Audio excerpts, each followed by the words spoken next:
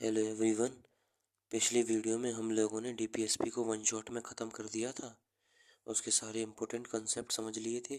आज की वीडियो में हम लोग डीपीएसपी के यूपीएससी सिविल सर्विसेज के जितने भी प्रीवियस ईयर हैं उनको ख़त्म कर देंगे। तो क्वेश्चन नंबर 1 हमारा बोल रहा है कि under Indian constitution concentration of wealth violets. ये 2021 का सवाल है कि कंसंट्रेशन ऑफ वेल्थ क्या वायलेट करता है। राइट टू इक्वालिटी, की डीपीएसपी की फंडामेंटल, की राइट टू फ्रीडम, या फिर कंसेप्ट ऑफ वेलफेयर। तो इसका सही आंसर होगा हमारा डीपीएसपी।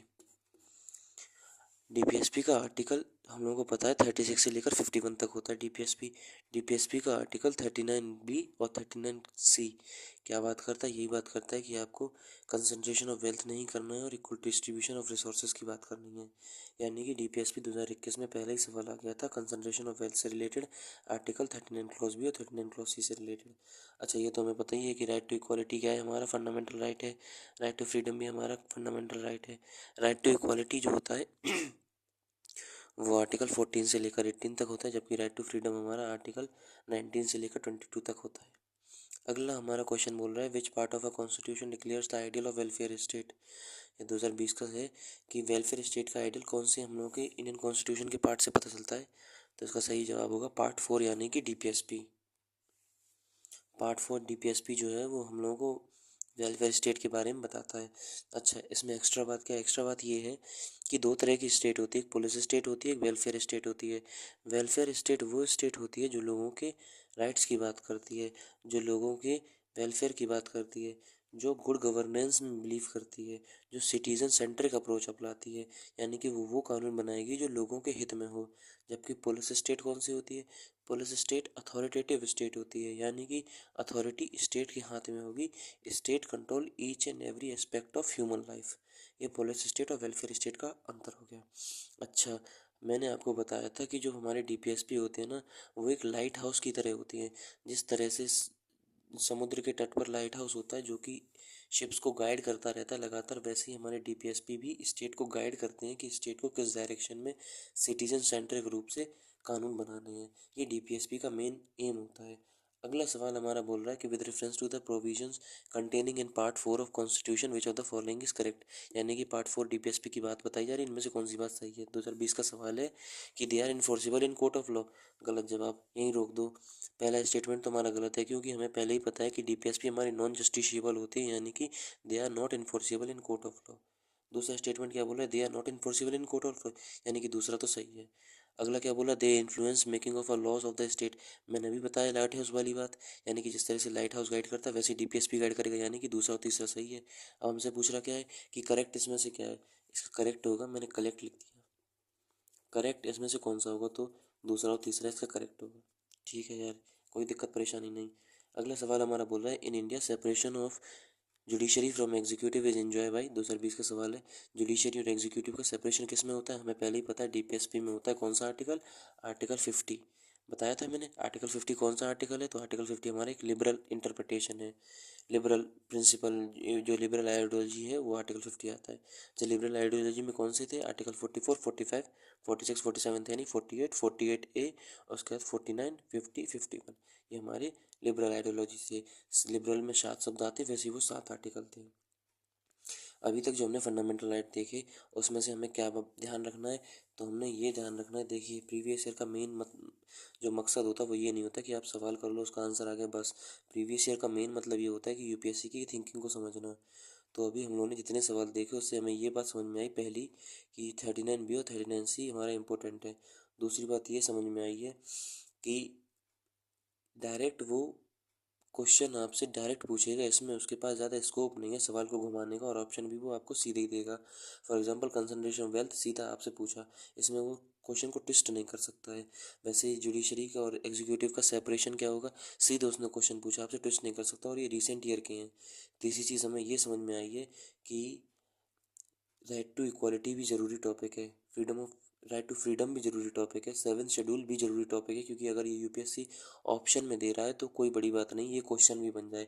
और हमने फंडामेंटल राइट में ये चीज़ देखी भी है कि जो ऑप्शन थे वो क्वेश्चन बन गए थे अगले साल। चलो बहरहाल अगले हम लोग चलते, देखो 7th शेड्यूल यहाँ भी लिखा है, 7th शेड्यूल यहाँ भी लिखा है, यानी कि जो सेपरेशन ऑफ पावर है, union list, state list, concurrent list और रेसिडुअरी लिस्ट, वो ज़रूरी टॉपिक हो जाता है हमारा यूपीएससी के पॉइंट ऑफ व्यू से। इसी को हम लोग बोलते हैं प्रीवियस ईयर का इंटरप्रिटेशन करना, कि यूपीएससी हमसे क्या कहना चाह रहा है, कान लगा के सुनते हैं। अगला सवाल नंबर 5 बोल रहा है कि डीपीएसपी किसको लिमिट करता है, लेजिस्लेटिव फंक्शन को या एग्जीक्यूटिव फंक्शन को। 2017 का सवाल है। तो देखियो यार, डीपीएसपी वेलफेयर स्टेट की बात करता है। वेलफेयर स्टेट का एक ही काम होता है, स्टेट को गाइड करना। तो जो इंसान गाइड करता है वो हमें ऑर्डर नहीं दे सकता, यानी कि सीधी सीधी बात हो गई कि डीपीएसपी किसी की बात नहीं करता, ना ही लेजिस्लेटिव फंक्शन को रेस्ट्रिक्ट करेगा, ना ही एग्जीक्यूटिव फंक्शन को रेस्ट्रिक्ट करेगा। तो इसका सही आंसर क्या हो जाएगा, ऑप्शन डी, नन।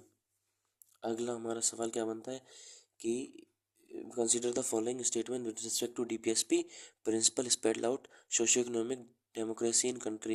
जो डीपीएसपी होते हैं वो सोशियो इकोनॉमिक डेमोक्रेसी की बात करते हैं। दूसरा हमसे बोल रहा है provision containing these principle are not enforceable in court of law.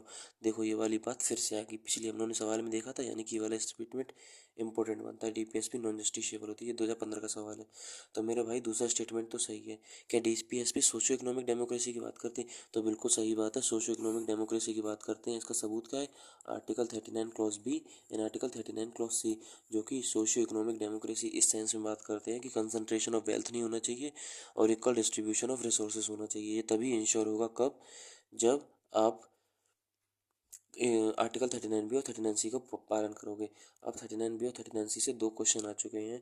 ध्यान रखने वाली बात यह है कि 39 बी और 39 सी कौन से किस फंडामेंटल राइट को से सुपीरियर है, तो आर्टिकल 14 और 19 से सुपीरियर है। ये कौन से आर्टिकल में लिखी है, 31 क्लॉज सी में लिखी है। 31 क्लॉज सी को किस आर्टिकल से, किस कॉन्स्टिट्यूशनल अमेंडमेंट से जोड़ा गया था, 25th कॉन्स्टिट्यूशनल अमेंडमेंट से जोड़ा गया था।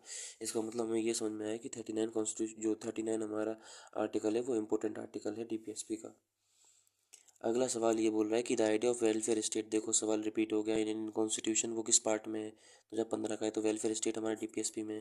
ये 2015 में सवाल आया था वेलफेयर स्टेट वाला, और यही सेम सवाल देखो आप, in which of the following constitution declare ideal of welfare state, 2020 का सवाल। अब फिर लोग बोलते हैं कि यूपीएससी रिपीट नहीं करती, कर तो रही है भैया। ऑप्शन देखना, डीपीएसपी है, फंडामेंटल राइट है, प्रियम्बल है, 7th शेड्यूल है। डीपीएसपी है, फंडामेंटल राइट है, प्रियम्बल है, 7th शेड्यूल है। ऑप्शन भी नहीं चेंज किए हैं उसने, इसलिए बोलते हैं प्रीवियस ईयर क्यों जरूरी है। अगला क्वेश्चन हमारा बोल रहा है in constitution promotion of international peace and security कहाँ पे है, तो promotion of international peace and security article 51, जो कि हमारा लिबरल इंटरप्रिटेशन है, किसकी बात करता है, डीपीएसपी में बात करता है। प्रीएम्बल भी इंपॉर्टेंट टॉपिक हो जाता है, फंडामेंटल ड्यूटी भी और 9th शेड्यूल। यानी कि देख रहे हो हर एक ऑप्शन में कोई ना कोई, कभी 7th शेड्यूल पूछ ले रहा है देखो, कभी 9th शेड्यूल पूछ ले रहा है। शेड्यूल भी इंपॉर्टेंट हो गए हमारे। प्रीएम्बल भी देखो मोस्टली आपको ऑप्शन में मिल ही जाएगा, प्रीएम्बल कहीं ना कहीं, प्रीएम्बल प्रीएम्बल, फिर देखो प्रीएम्बल आ गया, फिर प्रीएम्बल आ गया। यानी कि प्रीएम्बल भी हमारा इंपॉर्टेंट टॉपिक है। आपको सवाल नहीं देखना, उसके ऑप्शन भी देखने हैं कि और क्या पूछ सकता है, और क्या पूछ सकता है, और क्या पूछ सकता है। फंडामेंटल ड्यूटी इंपॉर्टेंट है।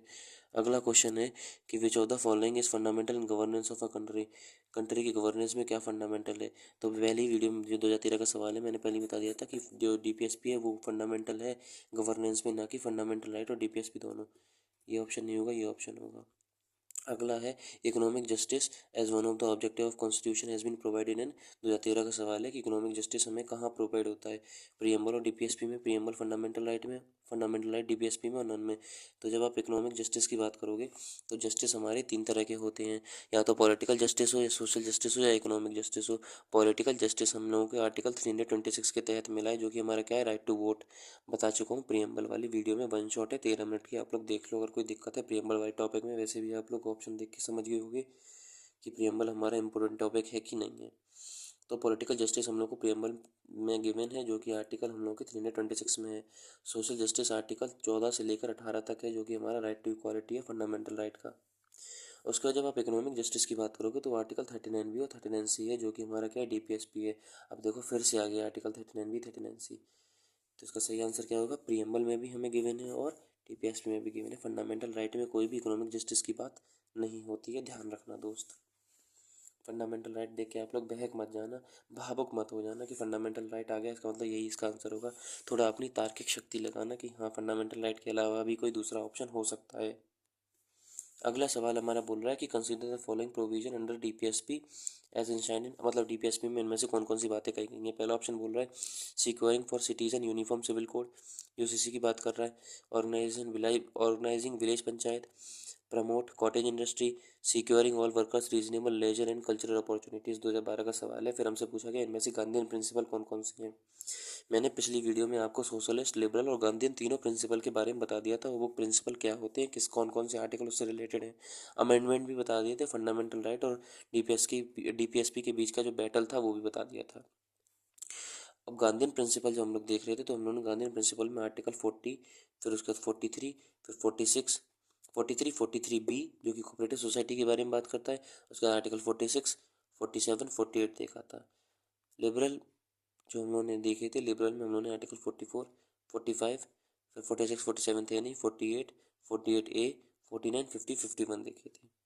सेम सोशलिस्ट में देखे थे। जब हम लोग गांधीयन वाले, इसके दो तरीके हो सकते हैं। एक तो ये कि आपको सीधे पता है, आपको सीधे एक बात पता है, जो ऑप्शन नंबर 1 है यूनिफॉर्म सिविल कोड, वो हमारा आर्टिकल 44 होता है, जो कि हमारा एक लिबरल आर्टिकल है। तो अगर ये लिबरल आर्टिकल है तो ये हमारा फंडामेंट जो हमारा डीपीएसपी में गांधीयन प्रिंसिपल नहीं हो सकता है, क्योंकि लिबरल अलग होगा, गांधीयन अलग होगा। यानी कि ऑप्शन नंबर ए हटा दो एलिमिनेशन मेथड से, तो ये भी नहीं आंसर हो सकता, ये भी नहीं हो सकता, ये भी नहीं हो सकता, यानी कि डायरेक्ट ये वाला आंसर होगा इसका।